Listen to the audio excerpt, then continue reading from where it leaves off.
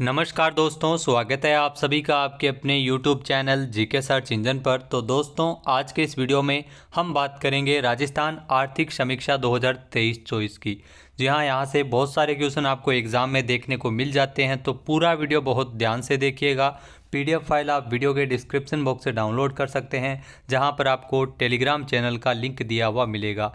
तो ये देख सकते हैं, दस्तावेज है, ये बजट के साथ ही जारी किया गया है वित्तीय विभाग के द्वारा राजस्थान में जो आर्थिक समीक्षा है।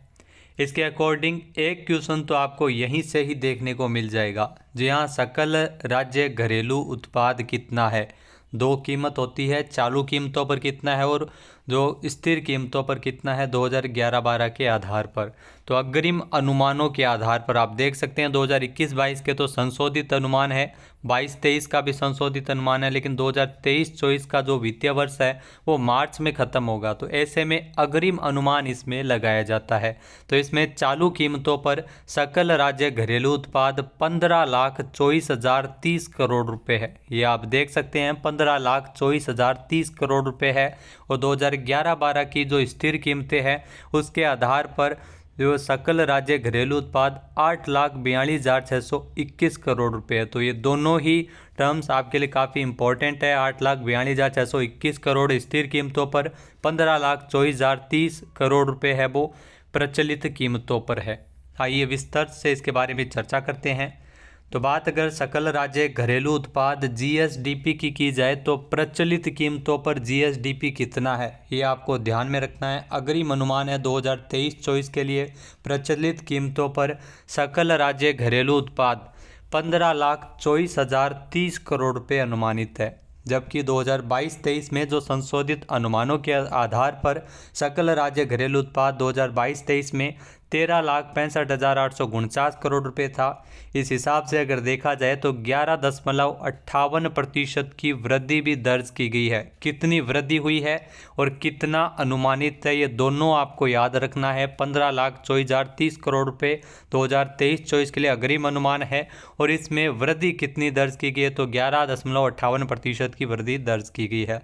पिछली बार 2022-23 के आधार पर कितनी वृद्धि हुई थी तो 14.44% की वृद्धि हुई थी और इस बार 11.58% की वृद्धि इसमें दर्ज की गई है। प्रचलित कीमतों पर है, ये ध्यान रखना।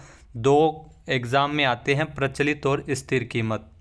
उसके बाद हम दोस्तों आगे चलते हैं। सकल राज्य घरेलू उत्पाद राजस्थान की अगर बात की जाए तो स्थिर कीमतों पर कितना है।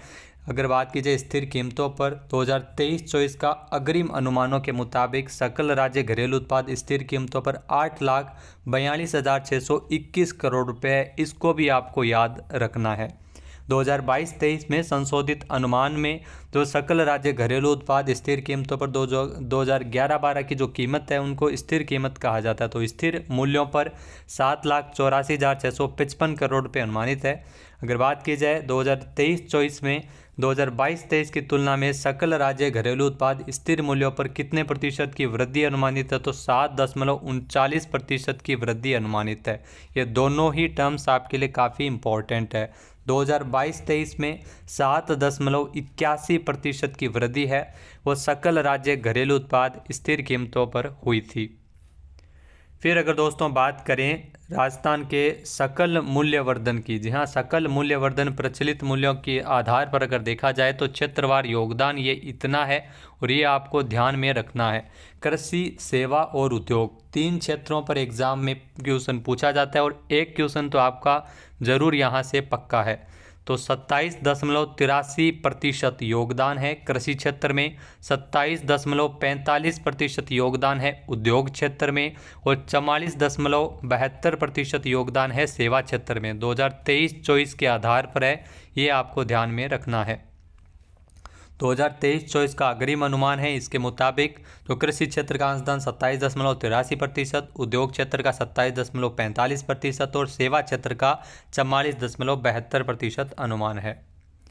अगर डिटेल में इसको जाने तो सकल राज्य जो घरेलू उत्पाद की वृद्धि अगर बात की जाए तो यहाँ से भी एग्जाम में क्वेश्चन पूछा जाता है। सकल राज्य घरेलू उत्पाद ये जीएसडीपी है, जीएसडीपी में वृद्धि कितनी हुई है तो प्रचलित मूल्यों पर 15,24,030 करोड़ रुपये पहले हमने देखा था, स्थिर मूल्यों पर 8,42,621 करोड़ रुपये और अगर 2022-23 की तुलना में कितनी वृद्धि हुई है 2023-24 में, तो 11.58% और 7.39%।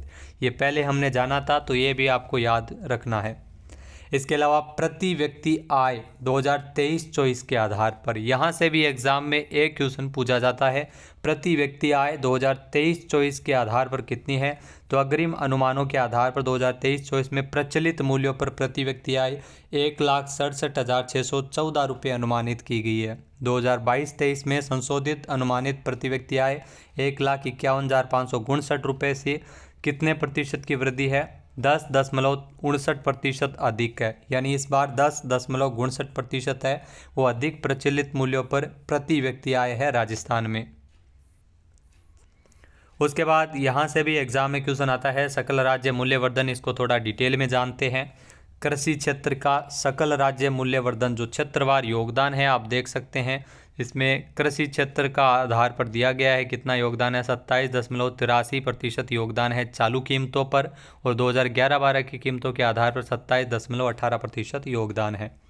वहीं अगर बात की जाए राज्य के कृषि क्षेत्र में कौन कौन से जो क्षेत्र आते हैं, इसके अंतर्गत फसल, पशुधन, मत्स्य, वानिकी को सम्मिलित किया जाता है। यहाँ से भी एग्जाम में क्वेश्चन पूछ ही लिया जाता है कि कृषि क्षेत्र के अंतर्गत किन किन जो क्षेत्रों को शामिल किया गया है, तो फसल, पशुधन, मत्स्य, वानिकी आदि को सम्मिलित किया गया है। कृषि क्षेत्र का राज्य का सकल मूल्य राज्यवर्धन जो प्रचलित कीमतों पर वर्ष 2023-24 के लिए अग्रिम अनुमान कितना है, तो ये है अग्रिम अनुमान यहाँ 3,54,473.42 करोड़ रुपये। ये ध्यान रखना, 3,54,473.42 करोड़ रुपये अनुमानित है, जो 2022-23 में 3,49,874.22 करोड़ रुपये था। कितनी वृद्धि हुई है, तो 12.75% ये अधिक है, इस बार 3,54,473.42 करोड़ है। वहीं अगर बात की जाए कृषि क्षेत्र में जो अग्रिम अनुमानों के आधार पर 2023-24 का कृषि क्षेत्र का सकल राज्य मूल्यवर्धन स्थिर कीमतों पर 2,10,409.12 करोड़ रुपये अनुमानित है। 2022-23 में कितना था, 2,02,999.86 करोड़ रुपये।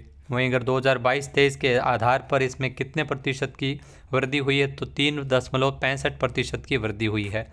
यह है कृषि क्षेत्र, और ये कोष्टक में जो नीचे आपको दिया हुआ है 27.83 और 27.18, ये क्षेत्रवार योगदान है प्रतिशत में, और वृद्धि कितने प्रतिशत हुई है ये आपको अलग से इसमें दिया हुआ है। ऐसे ही दोस्तों उद्योग क्षेत्र की दोस्तों बात करें, तो उद्योग क्षेत्र के अंतर्गत सकल राज्य मूल्यवर्धन जिसमें विनिर्माण, निर्माण, विद्युत, गैस एवं जलापूर्ति, जल प्रदाय एवं खनन आदि को शामिल किया जाता है। तो यहाँ से एग्जाम में क्वेश्चन डायरेक्ट पूछ लिया जाता है कि उद्योग क्षेत्र में किन किन को किन्हें सम्मिलित किया गया है, तो विनिर्माण, निर्माण, विद्युत, गैस, जल प्रदाय, खनन। तो 2023-24 में अग्रिम अनुमानों के आधार पर प्रचलित मूल्यों में तो उद्योग क्षेत्र का सकल राज्य मूल्यवर्धन 3,89,208.87, जी हाँ 3,89,208.87 आप टेबल में भी देख सकते हैं, और इसका 27.45% क्षेत्रवार योगदान है। वहीं अगर पिछली बार 2022-23 की बात करें तो 3,56,259.01 करोड़ रुपए से इसमें 9.03% की वृद्धि हुई है, यानी इस बार 9.03% ये ज़्यादा है। इसी प्रकार अगर दोस्तों उद्योग क्षेत्र का सकल राज्य मूल्यवर्धन स्थिर कीमतों पर देखा जाए तो 2,20,984.88 करोड़ रुपए अनुमानित है। जो 2022-23 में संशोधित अनुमान जो सकल राज्य मूल्यवर्धन कितना था, 2,04,041.38 करोड़ रुपए, यानी पिछली बार कितना था, अब की बार 2,20,984.88 करोड़ रुपए, जो आप देख सकते हैं टेबल में, और पिछली बार कितना था संशोधित अनुमान, और इस बार इसमें 8.30% की वृद्धि हुई है। तो ये है उद्योग क्षेत्र में। फिर दोस्तों बात करें सेवा क्षेत्र की, तो यहाँ से भी एग्जाम में क्वेश्चन पूछा जाता है। सेवा क्षेत्र में रेलवे, अन्य परिवहन, भंडारण, संचार, ट्रेड, होटल, रेस्टोरेंट, वित्तीय क्षेत्र, स्थावर संपदा, लोक प्रशासन, अन्य सेवाएं इसमें शामिल की जाती है। तो सेवा क्षेत्र में सकल राज्य मूल्यवर्धन आप देख सकते हैं 44.72% जो कुल योगदान है, ये प्रतिशत में योगदान है। 2022-23 की अगर बात की जाए तो अग्रिम अनुमानों के आधार पर प्रचलित मूल्यों पर सेवा क्षेत्र का सकल राज्य मूल्यवर्धन 6,33,888.10 करोड़ रुपये, यानी सबसे ज़्यादा हम कह सकते हैं इसी में है। वहीं अगर बात की जाए अनुमानित जो 2022-23 में संशोधित अनुमान कितना था, 5,68,719.24 करोड़ रुपये, यानी 11.46% इस बार अधिक है। इसी आधार पर अग्रिम अनुमान जो सेवा क्षेत्र का सकल राज्य मूल्यवर्धन 2023-24 में स्थिर कीमतों पर 3,42,670.78 करोड़ रुपये, अनुमानित 2022-23 में जो संशोधित अनुमान थे उसके आधार पर 3,19,481.42 करोड़ रुपये, यानी 7.26% की वृद्धि इसमें हुई है। तो ये देख सकते हैं सेवा क्षेत्र में भी आप योगदान है 44.27%।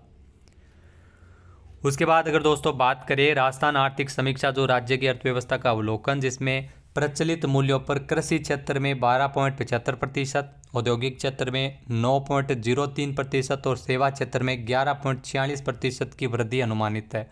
और इसी आधार पर स्थिर कीमतों पर जो कृषि क्षेत्र में 3.65%, औद्योगिक क्षेत्र में 8.30% और सेवा क्षेत्र में 7.26% की वृद्धि अनुमानित है। तो ये वृद्धि भी आप ध्यान रखना कितना बढ़ा है, कितना घटा है, और यहाँ से भी एग्ज़ाम में क्वेश्चन पूछा जाता है।